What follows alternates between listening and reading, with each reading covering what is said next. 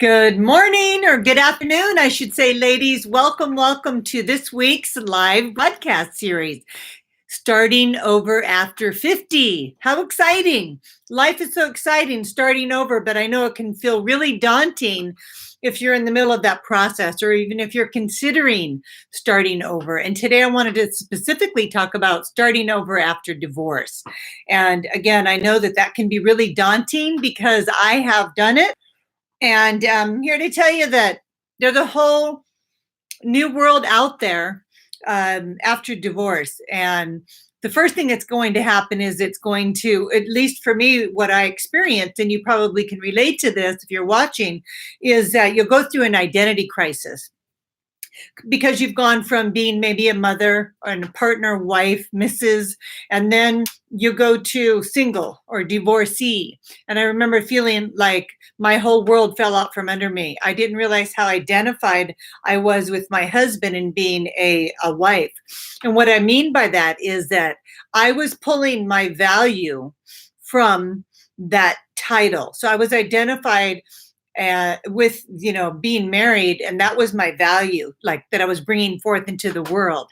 And after I got divorced, I was like, I have no value now because I'm divorced. And I really felt like I had this whole identity crisis, like, who am I didn't like the term divorcee.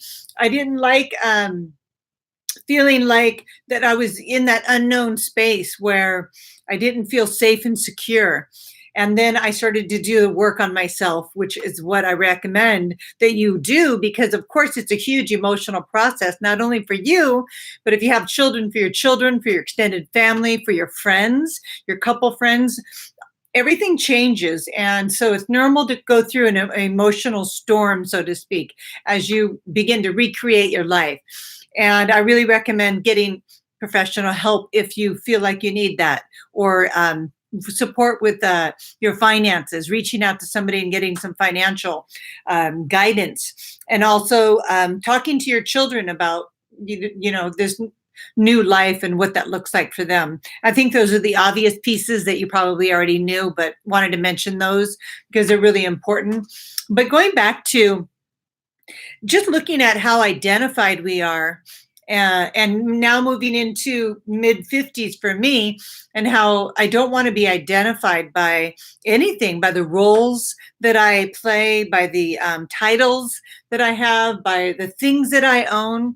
I want my value to come from something much deeper and something more real that's really not tangible.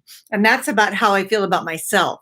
And so that's what you want to be working on after a divorce, is looking at your value system and really reconnecting to yourself and what is special about you, what's unique about you, and really starting to spend some time alone looking at the areas in your life that you felt stifled and that you felt you weren't allowed to develop or weren't able to develop. Maybe you're raising the children, and start to dream about all the possibilities that are coming for you and all of the things that you can do to create a new life for yourself.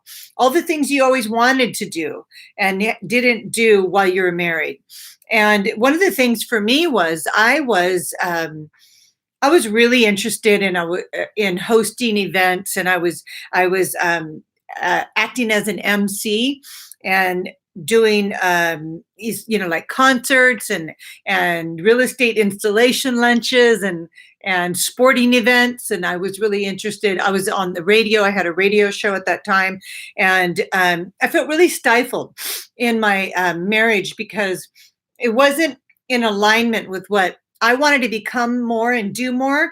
But my first husband, he didn't agree with me on those things. So we had a clash, and I wasn't allowed or felt like I could freely express myself in those platforms. And so getting a divorce was great because I was able to break free and really find myself again and find out what I loved about me and what made me tick. And so I would, encourage you to go ahead and look at all the things you always wanted to do, and look at a divorce as not as an ending, but as a new beginning. You get a fresh start. You get a clean slate, a blank canvas where you get to create your life however you want it to be, based on what your past experiences and your heart desires that maybe weren't fulfilled. And celebrate the new life that's coming. And you may be in a lot of pain right now if it's just happening, and a lot of confusion, but I promise you that that's going to clear quickly. And I hope that by following my coaching, we can clear this up rather quickly, because it took me way too long. I didn't have the mentor in my life that I can be for you. And so I feel that I could have moved much faster if I would have had somebody like me, really, that I could have turned to or watched videos about. There wasn't anybody at the time when I was going through it. I felt very alone. Just remember, you're not alone. There are so many people that will help you, but you have to ask for help. And that's hard to do when we're going through a divorce. We want to kind of hunker down and withdraw and do it all on our own, but it doesn't really serve you to do that.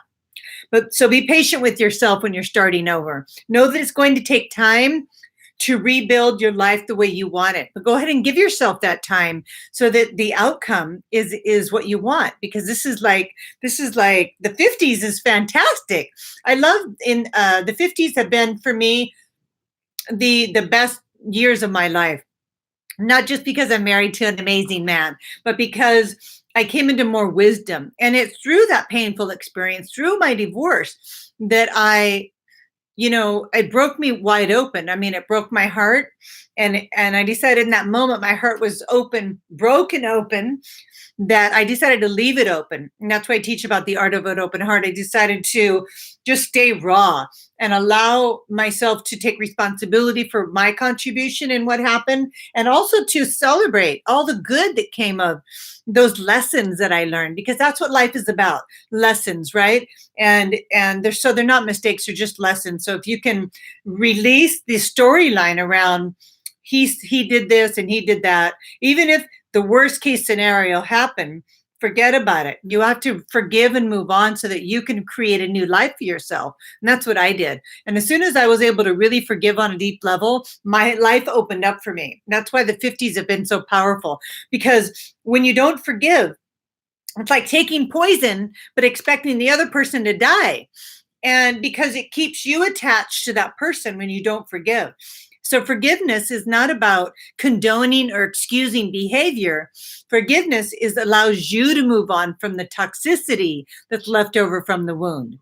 And so you want to, let me just get rid of that. You want to maybe write that down. That's really powerful. So forgiveness is about releasing yourself from the toxicity, because the hook's in your mouth when you don't forgive. The other person's already gone, but if you're still holding on to it, you're reliving those memories and those experiences over and over and over again, and you're bringing the past into the present and contaminating it with the toxicity.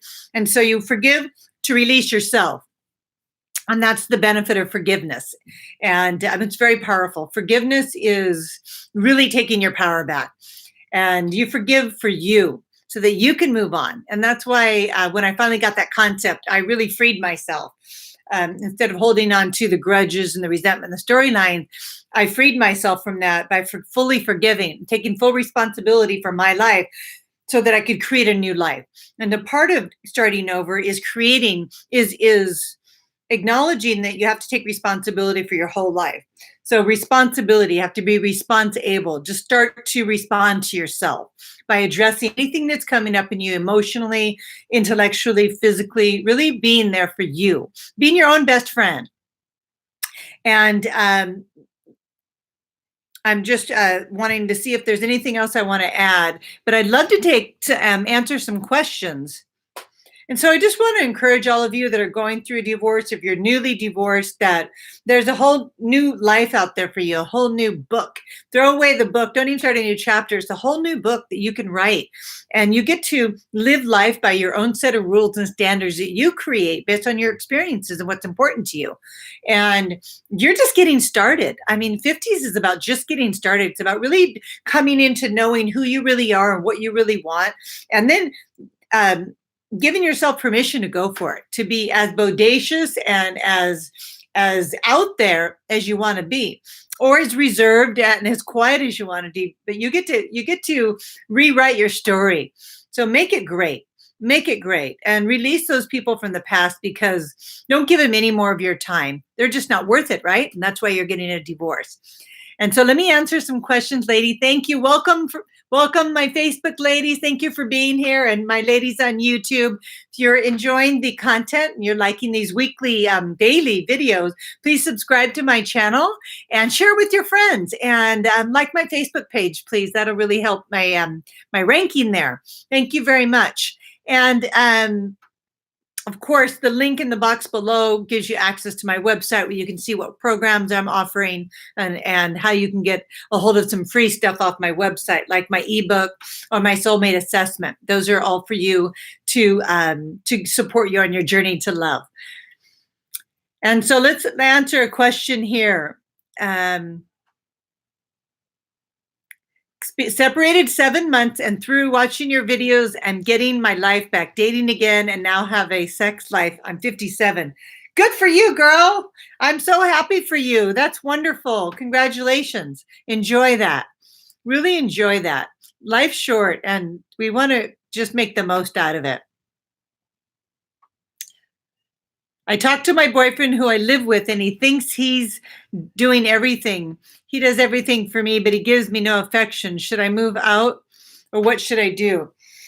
That's a really great question. Some men just aren't affectionate, and some men are really affectionate. And if affection is something that you really want and need, then you have to sit him down and explain to him that that's what you really need. And maybe even putting his hand around your waist, putting his hand around your shoulder, holding his hand, giving him sweet kisses on the cheek, really showing him a lot of affection and having him really connect with you. Maybe it wasn't safe for him to be affectionate when he was growing up, or something happened, and really asking him about it. I would get very intimate with him before I would get rid of any relationship. I'd make sure I would have done my due diligence by sitting down and having more conversations about what your needs are, and if he is willing to try to meet those, and maybe putting some little indicators around your home that he sees as anchors to remind him of what it is that you're wanting.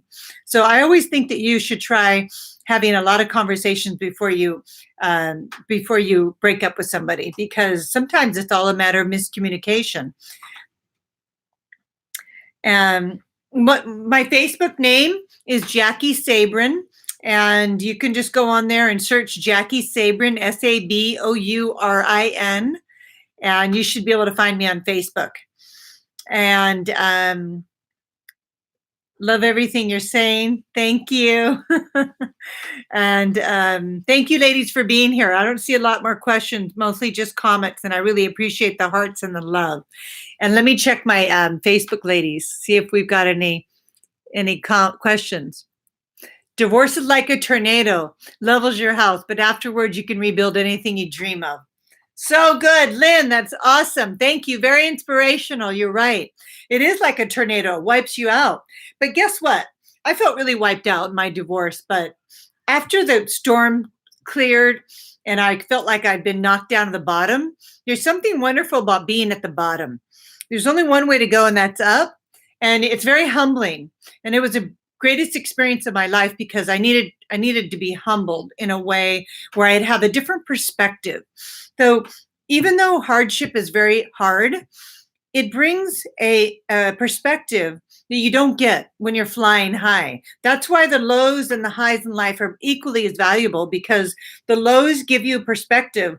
They give you gratitude for how great you had it when you didn't know you had it so good, or they give you perspective of where you compromise yourself. And you can't get those perspectives unless you're down under the bus. When you're down under that bus, you start to look up and you start to feel a lot more gratitude and a lot more appreciation and a lot more respect for the people, yourself, and your situation. And you learn a lot in that process. So I would have to say that I'm glad I went through a divorce, because I wouldn't be the woman I am today. As painful as it was, as hard as it was for my children, and it was so heartbreaking, I created a better life for myself based on where I am today. And I'm in a better partnership based on the kind of support I need today. And I'm not raising children, so this new relationship with Michael is is more supportive of this second part of my life. And so it really is a grand time if you can change your perspective on it once you get through the murk, once you get through the hassle of all of the legalities and everything like that. And okay, ladies, we have any more questions? This is a quiet topic. So tomorrow's topic, I have how to get over a breakup. So this would be a big one, how to get over a breakup. And a little different than how to get over a divorce. Obviously, a divorce is a much bigger transaction than a breakup, but just as heart-wrenching. And so that's what we'll be talking about tomorrow. And let me see if the Facebook ladies have anything. Hi, Leslie. Dreaming up a new life. That's right. And you get to create any life you want. And ask yourself that. What do I want to create in my life this year, especially? This time of year is such a good time to start planning out based on what you experienced last year. What do you want to experience this year? I know you by now have heard me mention it many times. Join me in La Jolla for my 2-day workshop coming up. I just went down to the ocean this morning. It's so beautiful here in La Jolla. Just being by the water and being by the ocean and connecting in nature gave me such a profound sense of grounding today. And so I really like going down to the ocean to feel more grounded. It gives me perspective. And here's the perspective that it gives me. And I know some of you are landlocked, so you can't have this, but you can go out in nature and get this. Nature is so vast and it's so big, and it doesn't judge, and it's continuing to move forward. It's not bothered by all of these thoughts and challenges that we have as humans, right? In our head, we're making such a big deal out of every little thing that happens. And then you go into nature and you just, I'm in awe of the power, the sheer power of the ocean. And it makes me feel very small, and it puts me in perspective, and not in a bad way, but it just gives me that perspective of how small I am compared to this massive, powerful ocean, and how my mind can make a big deal out of the littlest things, right? What we focus on expands, and how resetting that and getting back to what is really important and what it is we really are creating, and continuing to focus on that. And today I'll leave you with, it's all about mindset. It's 20% strategy and 80% mindset. And so you really need to have the right mindset. And how do you get the right mindset, especially if you've gone through a divorce? This relates to everything. It's your belief. It starts with your belief system. So what is it you believe that you can create?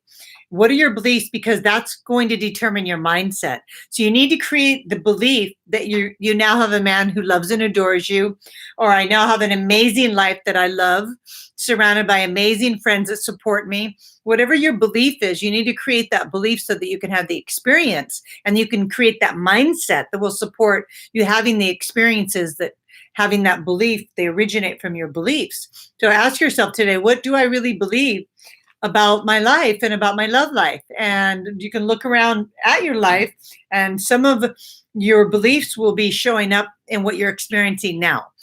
And that's, if you're not liking the experience that you're having, then you can change it by tweaking your beliefs, by looking at those beliefs a little closer and choosing a different belief, and then putting the mindset with it so that it'll match that belief system. And remember, things don't happen overnight. This is a big thing that came to me this morning when I was down in by the ocean, is that our mind can think up something really quickly, especially me. I can think up topics, and I want to coach you, and I want to create programs, and I just la la la la la la. I've got like so many things I want to do for all of you, but they take time to carry out. My mind can think it up very quickly, but my body has to carry it out. It has to get up and go to the office, and I have to write it out, create videos, and then have it illustrated and send it to people where they'll implement everything. And it doesn't happen in one day. It doesn't even happen in a month. So it takes time to put things together. You need to be patient with yourself and give yourself the time to carry out all of the things that you want to carry out. And make sure you're not focusing on more than 2 things at a time. I think that you can really achieve great things in a year, 2 great things in a year. I wouldn't try to create more than that, because those projects take time as you go through the different phases of creating those, of implementing those projects. Let me answer a couple more questions here. Divorced in 2015. I feel so uncomfortable around men.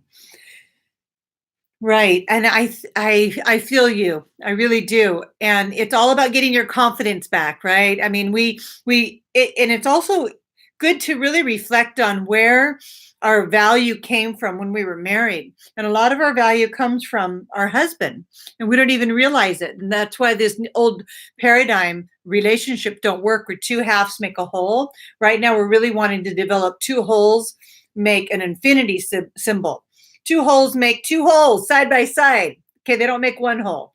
And so spending more time on really feeling safe, staying insecure inside, working on filling up your own cup, meeting your own emotional needs is going to make you feel more confident with you being independent and being on your own. And again, our value is something that we have to project out to men. It's our job to project our value to men. They're looking for that. So we project a high value of ourselves, and then men pick up on that. So you have to look at what you're projecting outwards, and what you're projecting outwards is starting internally. So it's really working inside to start to feel more confident so that you can show up outside. Hope that helps you. Just always going internally and doing that work so that you can get back in alignment with who you are today and rediscover yourself and all your unique qualities and celebrate those things. And you don't need a man to define you to have those things. Once you come into that, a man will find you very attractive, which is the bonus of working on yourself. Great. Congratulations, Janice. Yay, that's exciting. How does your workshop in La Jolla work? Ingrid, I'm happy to answer that question. So how it works is we're meeting Saturday and Sunday, 9 to 5. I'm providing breakfast, lunch, and snacks. We have an hour and a half lunch break, and we'll have two morning sessions, then we'll have two afternoon sessions. And in the morning session, you'll be given a workbook, and we will work through just looking at your feminine energy. We'll be working on some of the beliefs that sabotage you, but I do a lot of live coaching in the moment. So as things come up, the challenges that you have, I will be coaching you personally right then and there. And then we will look at our fears, the common fears, and overcoming those fears. And then I'll give you a couple of challenges, and we'll go down into La Jolla, and we will apply some of the tools that we're learning in real practical field experience. Like we'll go to a coffee shop where there'll be a bunch of men, and I'll ask you to say hello to them and see what happens. So you'll have to put yourself out there a little bit, but you'll have plenty of women that'll be supporting you and holding your hand in that process. And it'll be really fun for you. And you'll be stepping out of your comfort zone in a new place. So it'll be easier for you to do that because you don't know anyone here, but you'll know me and my love coaches. And then we're going to do some speed dating. This is going to be really fun. Michael's going to be there, my husband, and he's going to date several of the ladies on my team. And what I mean by that is we're going to do these scenarios where he's going to be dating somebody for like 10 minutes. And then you as a group will be able to notice what she or he did wrong. And you can see visibly what works and doesn't work. I'm all about the real world experiences and practical application of them. And so the workshop's a very practical application. It's not esoteric. We're not doing a lot of deeper inner work. It's more things that you can apply right away. As soon as you walk out the door, you have a new insights into your behavior, how you're showing up. We're also doing a lot of work on your online dating profiles. If that's something you want to work on, we'll have the dating apps there. We're helping you to change your profiles, to relaunch your profiles by deleting them and restarting them, which pushes you to the top. We're teaching you all the little secrets that we know because we're experts on the online dating, and connecting you to the right sites for you. And we'll also do a little beauty little feedback on the wardrobes and how you're showing up to help boost your confidence. And all the other ladies are so supportive. And I just love meeting all of you in person that are coming to the workshop. In fact, we're almost sold out. We have 3 spots left. So if you're thinking of joining us, this is the time to go ahead and take advantage of making your reservation. And if you live in California, you can just come down for one night. Come down on Saturday morning and stay Saturday night and leave on Sunday afternoon when the workshop's over. And you'll take home a beautiful workbook with your plan, your 3-month plan that you can implement over the course of the next 3 months. And you can also join my Facebook group, Bridge to Love, on Facebook, where it's a free group. And you can connect with the other ladies from the workshop and get some support there. So I hope that helps you in terms of answering the question about the workshop. I'm really excited about it. Can you tell? So see, I've talked, let's see. Let me start with a question here. Susan. She feels like she's in a nowhere relationship. She loves this man, but can't get him to commit to a relationship. All we do is messenger each other on Hangouts. You told him that you want a relationship more than once on phone calls and to meet in person. Talk to him over and over, and he treats me nice, but no affection. Okay, this is a different one. So Susan, what I recommend is you stop contacting him. Men respond to no contact. Just stop contacting him and don't contact him for 2 whole weeks. And I made this video a couple weeks ago on how to get him back or how to get his attention. You should watch that video. Go into my video series and look at cracking the man code, because I talked about when you remove your focus on him, he's going to come for you if he's really interested in having a relationship with you. So anytime you cut off your contact, that person really feels it. You'll really get a sense of where he's at in terms of that relationship. So go watch that video. I know it's going to give you a strategy that will help you. And remember, if he's not going to show up, don't tell him any more times. You've already given him several times to step up. And if he's not going to step up, then I would suggest that you move on, because you don't want a pen pal, right? You want a real relationship. And ladies, I'm just reading the last question I'm going to take here.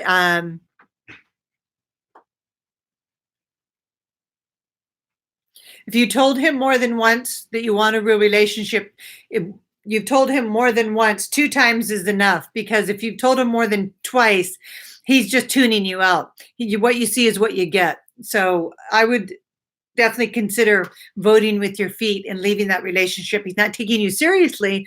And the fact that you've mentioned it more than twice, I don't know if you're taking it seriously. He doesn't believe that you're serious, or he would have acted on it. So if you remove your attention, you're going to get his attention. So I would definitely cut him off for 2 weeks, solid, no voicemail, no text, no phone calls. Don't even look at his text when it comes through. I would delete it. And then after 2 weeks, see where you're at with that and see if you even still want to be with him after that.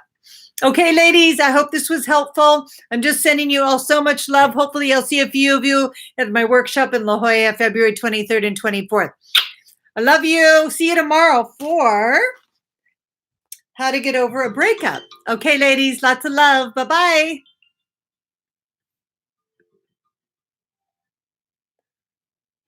Bye, ladies. Bye.